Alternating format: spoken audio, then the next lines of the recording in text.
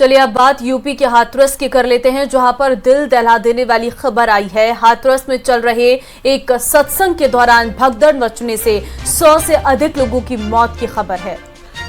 तो वहीं भोले बाबा का ये सत्संग हाथरस के सिकंदराऊ इलाके में हो रहा था और इसी दौरान इसमें भगदड़ मची। खबरों के मुताबिक इस हादसे में मरने वालों की संख्या भी लगातार बढ़ती जा रही है। वहीं हाथरस में हुए इस दर्दनाक हादसे का मुख्यमंत्री योगी आदित्यनाथ ने संज्ञान लिया है। लेकिन सबसे बड़ा सवाल है कि इस मौत के तांडव का जिम्मेदार आखिर कौन है। पर कैंप कर रहे हैं प्रदेश सरकार के 3 मंत्री चौधरी लक्ष्मी नारायण जी, से संदीप सिंह जी, से असीम अरुण जी। ये तीनों लोग वहां पर घटना स्थल पर ही कैंप करके घायलों को उपचार आदि की व्यवस्था में लगे हुए हैं। आदरणीय प्रधानमंत्री जी ने भी और आदरणीय गृह मंत्री जी ने भी इस घटना पर अपना गहरा दुख व्यक्त करते हुए शोक संतप्त परिजनों के प्रति अपनी संवेदना व्यक्त की है। और भारत सरकार ने भी और राज्य सरकार ने भी मृतक के परिजन को 2-2 लाख रुपए की और गंभीर रूप से घायल परिवारों की नागरिकों के लिए भी 50-50 हजार रुपए की सहायता की घोषणा की है। राज्य सरकार इस पूरी घटना की तह में जाएगा। यह हादसा है या साजिश, यह भी हम इसकी तह में जाकर के इसको देखेंगे। इस प्रकार की घटना पर पीड़ितों के प्रति संवेदना व्यक्त करने की बजाय राजनीति करना यह अत्यंत दुर्भाग्यपूर्ण है और निंदनीय भी। जो लोग इस पे कुछ राजनीतिक दल इस पे राजनीति भी कर रहे हैं, इसको गलत बता रहे हैं, आपको लगता है कि इस तरीके की घटना जब होती है तो राजनीति करने की बजाय सरकार देखिए ये समय पीड़ितों के घावों पर मलहम लगाने का है, पीड़ितों के प्रति संवेदना का है। सरकार इस मामले में पहले से संवेदनशील है और सरकार इस मामले की तह में जाकर के साजिशकर्ताओं को भी और इस घटना के जिम्मेदार जो हैं उनको भी उचित सजा देगी।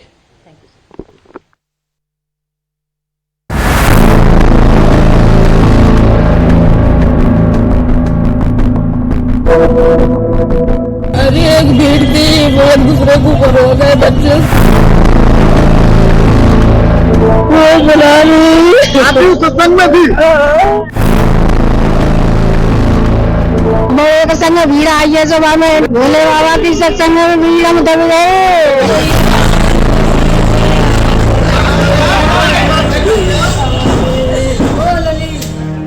जहां तक नजर जाएगी जमीन पर लाशें बिछी हैं, भगदड़ मचा है, चीख पुकार, अपनों को बचाने की गुहार लगा रही ये बेबस भीड़ मातम मना रही है।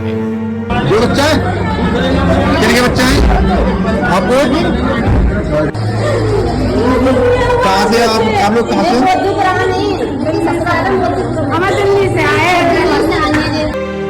हाथरस के अस्पताल फुल हैं, आसपास के कई जिलों के अस्पताल अलर्ट पर हैं। हर तरफ शोक, मातम और गम है, क्योंकि ये भीड़ अव्यवस्थित सत्संग की भीड़ चढ़ चुकी है।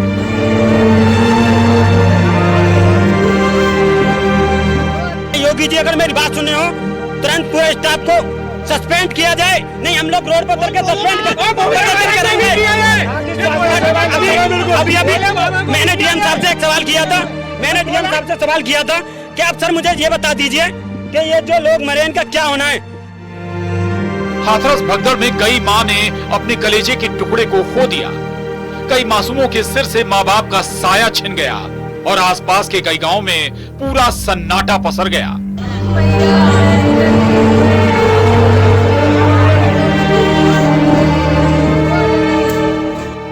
हाथरस के फुलरई गांव में ये लोग भोले बाबा के सत्संग में प्रवचन सुनने गए थे, लेकिन इन्हें क्या पता ये सत्संग उनका परिवार छीन लेगा, ये सत्संग उनकी जिंदगी का रंग छीन लेगा।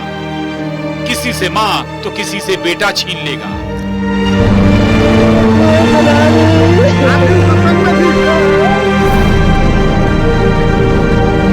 ये रोड के किनारे खड़े हुए थे, धक्का लगा, वो नीचे गिरते हुए चले गए, एक दूसरे के ऊपर गिरते चले हुए, नीचे जो लोग दब गए वो निकल नहीं पाए। कम से 100 आदमी थे, कम से कम नीचे दबे हुए हैं वो। हाँ कुछ एक्सपायर भी, कुछ ज्यादातर हो चुके हैं, वहाँ पे 20-25 तो ऑन स्पॉट ही कर चुके हैं, ऑन स्पॉट खत्म हुए। एक्सीडेंट नहीं हुआ यहाँ पर, ऐसे ही गुरु की गाड़ी गई थी ना, तो वो जा रहे थे कि हमारे प्रभु गए, ये वहां गए, उसमें दब गए, एक ऊपर चढ़ गए, वो बाइक भी गई है, 100-200 आदमी तो है पक्का। नारायण साकार के इस सत्संग में सबसे बड़ी जिम्मेदारी आयोजकों की है, स्थानीय पुलिस प्रशासन की है, बाबा नारायण साकार की है। क्योंकि आयोजकों ने लापरवाही क्यों की, भीड़ का इंतजाम क्यों नहीं हुआ, स्थानीय प्रशासन क्या कर रहा था, भीषण गर्मी में इतनी भीड़ कैसे जुटी। अब सवाल पूछे जा रहे हैं सत्संग के आयोजकों से, सवाल पूछे जा रहे हैं नारायण साकार से, सवाल पूछे जा रहे हैं स्थानीय प्रशासन से। क्यों, आखिर क्यों इतनी बड़ी लापरवाही हुई, क्यों इंसानी जिंदगी से खिलवाड़ हुआ। हम लोग सदन में थे, उस समय जानकारी मिली, बहुत दुखद है। सरकार की जिम्मेदारी बनती है कि अगर किसी आयोजन में इतने लोग इकट्ठे हो रहे हैं या इतने लोग आने वाले हैं, तो आखिरकार उनकी सुरक्षा, उनकी व्यवस्था के लिए सरकार ने क्या किया, ये सबसे बड़ा प्रश्न लगता है। बहुत दुखद है, बहुत दुखद है, वो बहुत ज्यादा दुखद है। महादेव उनको, उनकी आत्माओं को शांति दे, जो इतने लोगों की मृत्यु हुई, और बाकी जो घायल हैं उनके लिए प्रधानमंत्री जी ने भी संवेदना प्रकट की। कोई सवाल पूछ रहा है, कोई दुख जता रहा है, लेकिन ये मातम मना रही भीड़ क्या करे। इनका तो परिवार छिन चुका है, पूरा संसार छिन चुका है। Bureau report, news 18।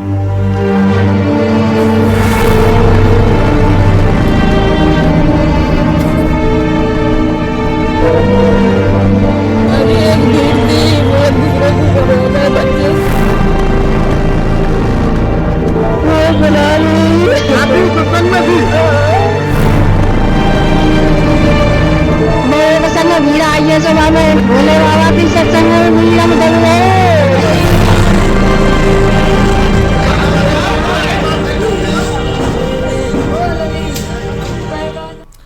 तो हाथरस हादसे में 100 से ज्यादा मौतों पर अब कई सवाल खड़े हो रहे हैं कि आखिरकार इस त्रासदी का जिम्मेदार कौन है।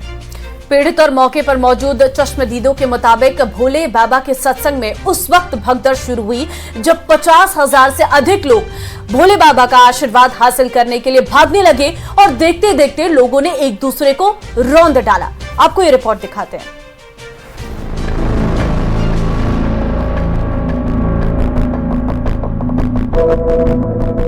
भोले बाबा की सत्संग में भीड़ हम दब गए।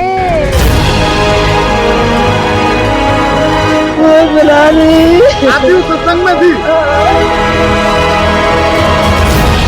जिन लोगों की इस हादसे में जान गई है, मैं उनके प्रति अपनी संवेदना व्यक्त करता हूं। अरे एक भीड़ थी, वो एक दूसरे को रो गए बच्चे।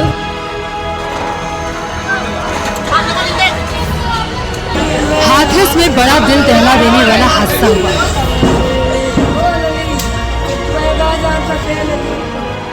सिकंदरा राव थाना इलाके के गांव फुलराई में सत्संग के दौरान भगदड़ मच गई। नारायण साकार हरि, जो भोले बाबा के नाम से भी फेमस है, उनका प्रवचन चल रहा था। तभी अचानक भगदड़ मच गई, जिसमें करीब 100 से ज्यादा लोगों की मौत हुई है। मरने वालों में ज्यादातर महिलाएं और बच्चे शामिल हैं। हादसे में घायल कई लोगों को अस्पताल में भर्ती कराया गया है। लगातार लोग बेहोश हो गए, उसके बाद कई लोगों की मौत हुई है। मेरे पीछे आप देख सकते हैं, ये यहाँ CSC है और CSC सिकंदरा हुआ। यहाँ पर लगभग 100 से अधिक भक्तों की मृत्यु हुई है, जहाँ पर उनके शव रखे गए हैं। प्रशासनिक अधिकारी मौके पर हैं और प्रशासन के अधिकारी पहुंचे हैं। सत्संग में शामिल श्रद्धालुओं ने बताया, सत्संग खत्म होने के बाद वापस जाने लगे, लेकिन बाहर निकलने का रास्ता तंग था, जिसकी वजह से धक्का मुक्की हुई और फिर भगदड़ मच गई। हम सत्संग में गए थे, साल थी, वहाँ पर बहुत सारी भीड़ हो रही थी। अचानक सत्संग खत्म हो गया, वहाँ पे बहुत सारी भीड़ हो रही थी। रास्ता जाम हो रहा था, निकलने के लिए जगह नहीं थी। तो एक दूसरे हम खेत की तरफ से निकल रहे थे, वहाँ बहुत सारी बाइक खड़ी थी और मैं मम्मी लिख रही थी। तो अचानक ही धक्का हो गई, जगह नहीं थी पाँव धरने की। तो अचानक ही बहुत सारे लोग उनके नीचे दर गए, उनकी तो मौत हो गई। मेरे साथ आई थी, मम्मी कैसे आ रही थी। हादसे के बाद एक तरफ चीख पुकार मच गई। लोगों को समझ ही नहीं आया अचानक क्या हो गया। सत्संग के भगदड़ में हुई मौतों में ज्यादातर महिलाएं शामिल थीं। अरे एक भीड़ थी, वो एक दूसरे के ऊपर हो गए। बच्चे आपके साथ कितने लोग आए थे? पूरी गाड़ी भर के आई थी, कमेटी आई थी, जयपुर की कमेटी आई थी। तो समापन के बाद में भीड़ एकदम से सब निकल गई, एक दूसरे के ऊपर सब हुई है। सत्संग में थी, क्या अच्छा चला था?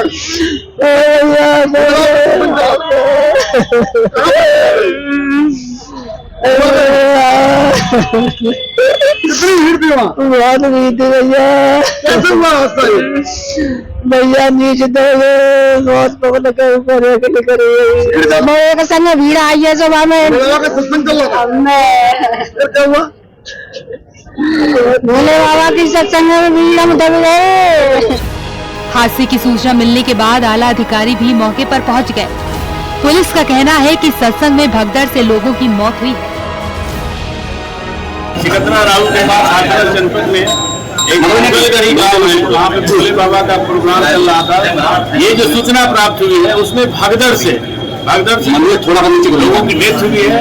हमारे यहाँ एटा हॉस्पिटल में 27 डेड बॉडी आ गई है, जिसमें 23 महिलाएं हैं जी, 3 बच्चे हैं और 1 पुरुष की डेड बॉडी है।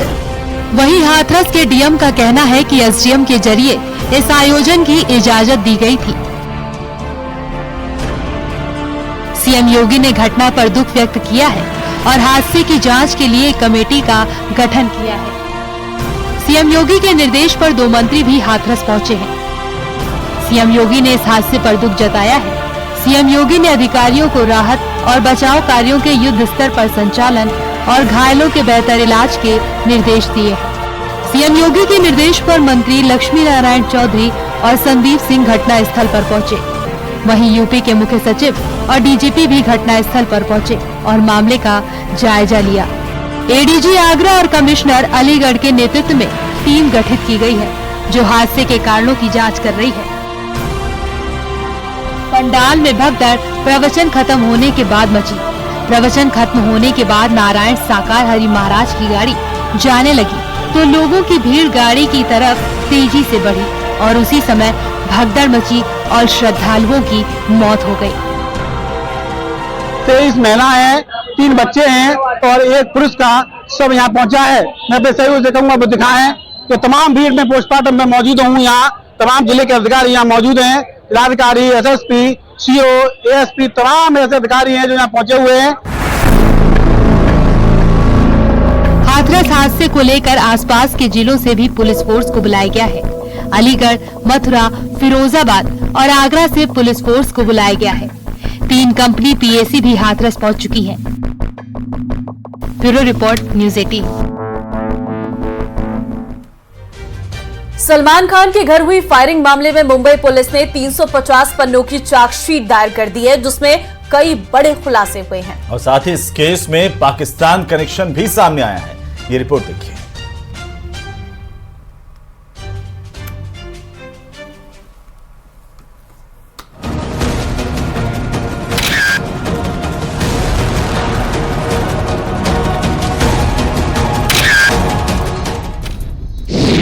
लॉरेंस, AK-47 और पाकिस्तान।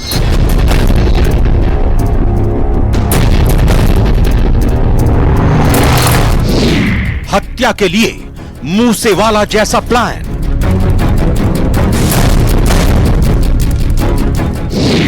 25 लाख की सुपारी, हाईटेक हथियार।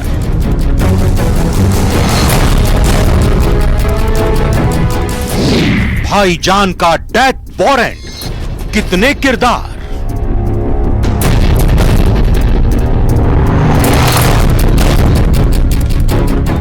सिद्धू मूसेवाला जैसी हत्या, पाकिस्तान से हाईटेक हथियार और 25 लाख की सुपारी। सलमान खान के घर हुई फायरिंग मामले की जांच जैसे जैसे आगे बढ़ रही है, वैसे वैसे इसमें कई किरदार जुड़ते जा रहे हैं और अब इस पूरे केस में मुंबई पुलिस की ओर से फाइल की गई चार्जशीट में और भी कई खुलासे हुए हैं। मामले में नवी मुंबई की पनवेल पुलिस ने 350 पन्नों की चार्जशीट दाखिल की है, जिसमें चौंकाने वाले खुलासे हुए हैं। नवी मुंबई की पनवेल पुलिस ने गिरफ्तार किए गए लॉरेंस गैंग के 5 आरोपियों के खिलाफ चार्जशीट दाखिल की है, जिसमें यह सामने आया है कि सलमान खान की हत्या के लिए लॉरेंस गैंग ने पाकिस्तान से हाईटेक हथियार मंगाए थे। पाकिस्तान के सुखा शूटर और डोगर लॉरेंस गैंग को AK-47, AK-92, M16 और तुर्की मेड जिगाना जैसे खतरनाक हथियार सप्लाई करने वाले थे और इन्हीं हथियारों का इस्तेमाल कर लॉरेंस के गुर्गे सलमान खान की हत्या करना चाहते थे।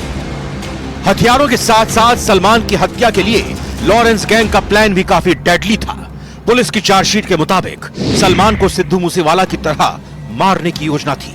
हमला किसी फिल्म की शूटिंग के दौरान किया जाता या फिर तब जब सलमान अपने फार्म हाउस पर होते। हमले के लिए लॉरेंस गैंग ने 25 लाख की सुपारी दी थी और गैंग के 60 से 70 गुर्गे सलमान की हर मूवमेंट पर नजर रख रहे थे। इसके साथ ही चार्जशीट में यह भी दावा किया गया है कि आरोपियों ने हमले के लिए 18 साल से कम उम्र के लड़कों को भी हायर किया था।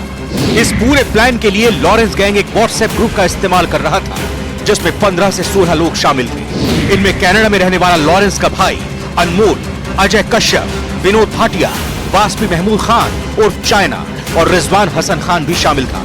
इस ग्रुप को सलमान पर हमले के लिए संपर्क करने और उसे अंजाम देने के लिए बनाया गया था और इस ग्रुप में शामिल अजय कश्यप ने सलमान के फार्म हाउस के पास एक घर किराए पर ले रखा था। साथ ही कई आरोपी पूरे इलाके की पहले ही रेकी कर चुके थे। चार्जशीट में यह भी सामने आया है कि सारे शूटर गोल्डी बरार और अनमोल बिश्नोई के ऑर्डर का इंतजार कर रहे थे और ऑर्डर मिलते ही पाकिस्तान से मंगाए गए हथियारों का इस्तेमाल कर सलमान पर हमला कर दिया जाता। आपको बताते चलें कि पनवेल पुलिस ने चार्जशीट में जुटाई गई इंटेलिजेंस, संदिग्धों के मोबाइल फोन के टेक्निकल एनालिसिस, व्हाट्सएप ग्रुप की छानबीन, टावर लोकेशंस, गवाहों की ऑडियो वीडियो कॉल्स को सबूत की तरह पेश किया है। जैसे जैसे जांच आगे बढ़ेगी, मामले में और भी कई किरदार सामने आ सकते हैं। न्यूज़ 18 के लिए मुंबई से अमित राय की रिपोर्ट। चलिए फिलहाल न्यूज़ 18 प्राइम में आज के लिए बस इतना ही। हमें दीजिए अनुमति। नमस्कार।